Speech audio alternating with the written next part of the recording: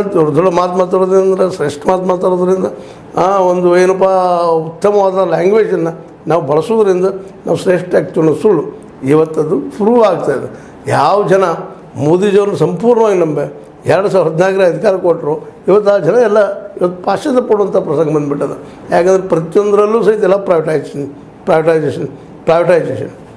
ಹೀಗಾಗಿ ಪ್ರೈವೇಟೈಸೇಷನ್ನಿಂದಾಗಿ ಇವತ್ತು ಇಂಥ ಒಂದು ದೊಡ್ಡ ಸ್ಕ್ಯಾಂಡಲ್ ಕುಳಿತುಬಿಟ್ಟದೆ. ಇವತ್ತು ನೂರಾರಲ್ಲ ಸಾವಿರಾರು ಕೋಟಿ ರೂಪಾಯಿಗಳ ವ್ಯವಹಾರ ನಡೆದು ಹೋಗ್ಯದ. ಇದು ಯಾವ ರೂಪ ಪಡಿತದೋ ಗೊತ್ತಿಲ್ಲ. ಆದರೆ ಇದರಲ್ಲಿ ಇನ್ನೊಂದು ನೋವಿಂದ ಏನಪ್ಪ ಅಂದರೆ BJP ಜೊತೆಗೆ ಇನ್ನುಳಿದ ಪಕ್ಷಗಳು ಸಹಿತ ಭಾಗಿಯಾಗಿತ್ತು. ಅವ್ರು ಇದು ಮಾಡಬಾರ್ದಾಗಿತ್ತು. ಕಾಂಗ್ರೆಸ್ಸಿಗರಾಯ್ತು, ಇನ್ನುಳಿದವರಾಯ್ತು, ಅಥವಾ ಮಮತಾ ಬ್ಯಾನರ್ಜಿ ತೃಣಮೂಲ ಕಾಂಗ್ರೆಸ್ಸಿಗೂ ಸಹಿತ 1,098 ಕೋಟಿ ರೂಪಾಯಿ ಅವ್ರಿಗೂ ದೇಣಿಗೆ ಬರ್ತಾಯಿದೆ. ಸೆಕೆಂಡ್ ನಂಬರ್ ಅದ ಇದೆ, ಥರ್ಡ್ ನಂಬರ್ ಕಾಂಗ್ರೆಸ್ ಅದ.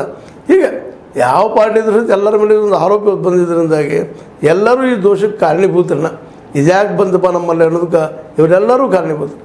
ಅದಕ್ಕಾಗಿ ಈ ಒಂದು ಸಂದರ್ಭದಲ್ಲಿ ಮತ್ತೊಂದು ಹೇಳುವಂಥದ್ದು ಏನಪ್ಪ ಅಂತಂದ್ರೆ, ಈ ಮೆಗಾ ಇಂಜಿನಿಯರ್ ಬಗ್ಗೆ ಆಯಿತು, ಶಾಂಟಿಯಾನ ಕಂಪ್ನಿ ಅಂತ ಆಯಿತು, ಅಥವಾ ಇನ್ನುಳಿದ ಅನೇಕ ಕಂಪ್ನಿಗಳು ಒಂದು ಕಾಲಕ್ಕೆ ಈ ಏನಪ್ಪ ಅಂದ್ರೆ ಶಾಂಟಿಯಾನ ಕಂಪ್ನಿಗಳ ಬಗ್ಗೆ ಅಥವಾ ಮೆಗಾ ಇಂಜಿನಿಯರಿಂಗ್ ಕಂಪ್ನಿ ಬಗ್ಗೆ ನಮ್ಮ ನಿತಿನ್ ಗಡ್ಕರಿ ಅವರು ಹೊಗಳಿದ್ದಾರೆ, ಒಳ್ಳೆ ಕೆಲಸ ಮಾಡ್ತದಪ್ಪ ಅಂತೇಳಿ.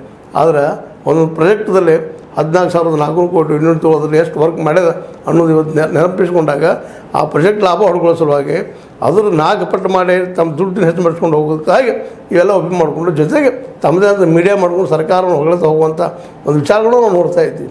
ಕೆಲವು ವರ್ಷಗಳಲ್ಲಿ ನೂರಾರಲ್ಲ ಸಾವಿರಾರು ಕೋಟಿಗೆ ಒಳ್ಳೆಯ ಹೆಂಗೆ ಆದ್ರಪ್ಪ ಅಂತ ಇವತ್ತಿಗೆ ನಾವು ಪ್ರಶ್ನೆ ಮಾಡ್ಕೊಳ್ತಾ ಇದ್ದೀವಿ. ಇದೊಂದು ಯಾರಿದು ಸಾಧ್ಯ ಅಂತೇಳಿ. ಯಾಕಂದರೆ ಒಂದು ಕಾಲಕ್ಕೆ ನಾವು ಒಂದು ಪತ್ರಿಕೆ ತಯಾರು ಮಾಡ್ಬೇಕಾದ್ರೆ, ಒಂದು ವೀಕ್ಲಿ ಮಾಡ್ಕೋಬೇಕಾದ್ರೆ ಎಷ್ಟೋ ವರ್ಷಗಳು ಕಾಯ್ದೀವಿ ನಾವು. ನಮ್ಗೆ ಇವತ್ತೇನೋ ಒಂದು ಸಣ್ಣದು ಮಾಡ್ಲಿಕ್ಕೆ ಹತ್ತೀವಿ, ಇದಕ್ಕೂ ಸಾಕಷ್ಟು ನಾವು ಸೋಲ ಮಾಡಿ ಒದ್ದಾಡ್ತಾ ಇದ್ದೀವಿ. ಅದು ಈ ಜನ ಕೋಟಿಗಳಲ್ಲಿ ಬಳಸ್ತಾರೆ, ಹಣವನ್ನು ನೀರೆತ್ತಿ ಚೆಲ್ಲಾಡ್ತಾರೆ ಅಂತ ವಿಚಾರ ಮಾಡಿದಾಗ ಈ ಎಲೆಕ್ಟ್ರಲ್ ಬಾಂಡ್ ಅಂತ ಒಂದು ವೈಜ್ಞಾನಿಕ ಜೊತೆಗೆ ಕರಪ್ಟ್ ಅಥವಾ ಮನಿ ಲಾಂಡ್ರಿಂಗ್ ನಡೀತಿರುವಂಥ ಈ ದುಡ್ಡನ್ನು ಇಲ್ಲಿ ಹಾಕಿದ್ರಿಂದಾಗಿ ಅವ್ರು ಸರಳವಾಗಿ ಮಾಡ್ಕೊಂಡು ಹೊಂಟಿದ್ದಾರೆ. ಮತ್ತು ಉಪಕಾರ ಸ್ಮರಣೆಗಾಗಿ ಅವರು ಮೋದಿಯವರು ಜಪ ಮಾಡ್ತಾರೆ, ಮೋದಿಯವರು ಬೇಕಪ್ಪ ನಮಗಂತ ಹೇಳ್ತಾರೆ. ಅದನ್ನು ಜನಕ್ಕೆ ತುಂಬ ಪ್ರಯತ್ನ ಮಾಡ್ತಾರೆ. ಹೀಗಾಗಿ ಇವತ್ತಿಗೆ ಹೊರಗೆ ಬಂದಂಥ ಒಂದು ರಿಪೋರ್ಟ್ ಏನದ, ಈ ಒಂದು ಎಲೆಕ್ಟ್ರಲ್ ಬಾಂಡದ್ದು ನಾವೆಲ್ಲರೂ ನಿಂತು ವಿಚಾರ ಮಾಡುವಂಥ ಪ್ರಸಂಗ ಬಂದುಬಿಟ್ಟದೆ. ಇವತ್ತು ಮೋದಿಜಿಯವರು ಬೇಕು ಬೇಡ ಅಂತ ಫೈನಲ್ ಡಿಸಿಷನ್ಗೆ ಬಂದದ್ದು. ಇವತ್ತು ಅವರು ಕರಪ್ಪ ಅಂತೇಳಿ ಧೈರ್ಯದಿಂದ ಹೇಳುವಂಥ ಧೈರ್ಯ ವಿರೋಧ ಪಕ್ಷಗಳಿಗೂ ಬಂದದ್ದು. ಇವತ್ತು ವಿರೋಧ ಪಕ್ಷಗಳು ಸಹ ಸಾಕಷ್ಟು ಇಲ್ಲಿವರೆಗೆ ಒಂದು ಆಧಾರರಹಿತವಾಗಿ ಟೀಕೆ ಮಾಡ್ತಿದ್ರು. ಇವತ್ತು ಆ ಎಲೆಕ್ಟ್ರಲ್ ಬಾಂಡನ್ನು ಆಧಾರ ಇಟ್ಕೊಂಡು ಪ್ರತಿಯೊಂದು ಮನೆಗೂ ಅದನ್ನು ಮುಟ್ಟಿಸುವಂಥ ಕೆಲಸ ಮಾಡೋ ಸಾಹಸ ಮಾಡಲಿಕ್ಕೆ ಇರ್ತಿದ್ದಾರೆ. ಇದರರ್ಥ ಅವ್ರೇನು ಸುದ್ದಿದ್ದಾರಪ್ಪ ಇದರಲ್ಲಿ ಮಾಡಿಲ್ಲ ಅಂತಲ್ಲ, ವಿರೋಧ ಪಕ್ಷದವರು ಮಾಡಿದ್ದಾರೆ. ಆದರೆ ಹೆಚ್ಚು ಯಾರಪ್ಪ ಇದರಲ್ಲಿ ಅಂದಾಗ ಸಹಜವಾಗಿ ಎದುರು ಬರುವಂಥದ್ದು ಮೋದಿ ಅವ್ರದ್ದು. ಈ ಒಂದು ಮೋದಿಯವರ ಸರ್ಕಾರ ಈ ದೊಡ್ಡ ಹಗರಣವನ್ನು ಮಾಡಿ ಇಲ್ಲಿವರೆಗೆ ಉಳಿಸ್ಕೊಂಡು ಬಂದಂಥ ಒಂದು ಏನು ರೆಪ್ಯುಟೇಷನ್ ಇತ್ತು ಅದ್ರ ಒಂದು ಕ್ಷಣದಲ್ಲಿ ಕಳ್ಕೊಂಡಂಗಾಗ್ಯದ. ಇನ್ನು ನೋಡಬೇಕಾಗ್ಯದ. ಯಾಕಂತಂದ್ರೆ ಈಗ ಇಲ್ಲಿವರೆಗೆ ಇವರು ಮೋದಿಜಿಯವ್ರಿಗೆ ಯಾವುದೇ ರೀತಿಯಾದಂಥ ಕಳಂಕ ಹತ್ತಿರಲಿಲ್ಲ, ಈಗ ಉಳ್ಕೊಂಡು ಬಂದಿದ್ದರು. ಅದನ್ನು ಹೇಗಾದ್ರೂ ಉಳಿಸ್ಬೇಕಂತ ಪ್ರಯತ್ನ ಮಾಡಿದ್ರು ಲಾಸ್ಟ್ ಕ್ಷಣದವರೆಗೆ. ಆದರೆ ನಮ್ಮ ಚಂದ್ರಚೂಡ ನ್ಯಾಯಮೂರ್ತಿ ಚಂದ್ರಚೂಡ ಅವರಿಂದಾಗಿ ಅವ್ರು ತೆಗೆದುಕೊಂಡಂಥ ದಿಟ್ಟ ನಿರ್ಧಾರದಿಂದಾಗಿ ಇವತ್ತು ಮೋದಿ ಸರ್ಕಾರ ಪೂರ್ಣ ಪ್ರಮಾಣವಾಗಿ ಜನರ ಮುಂದೆ ತಾನು ಏನಿದ್ದೀನಿ ಅಂತ ತೋರಿಸ್ಕೊಂಡಂಗಾಗ್ಯದ. ಅದರಲ್ಲೂ ಎಲೆಕ್ಟ್ರಲ್ ಬಾಂಡ್ ಇದ್ದಿದ್ದು ಈ ಒಂದು ನಾಳೆ ಮೋದಿ ಸರ್ಕಾರಕ್ಕೆ ದೊಡ್ಡ ಆಪತ್ತು ಆಗೋದ್ರಲ್ಲಿ ಯಾವ ಸಂಶಯವೂ ಇಲ್ಲ.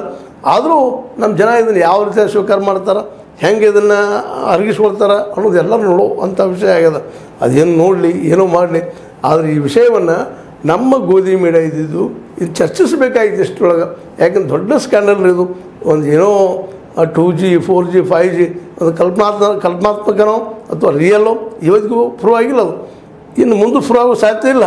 ಆದರೆ ಇದು ಹಂಗಲ್ಲ.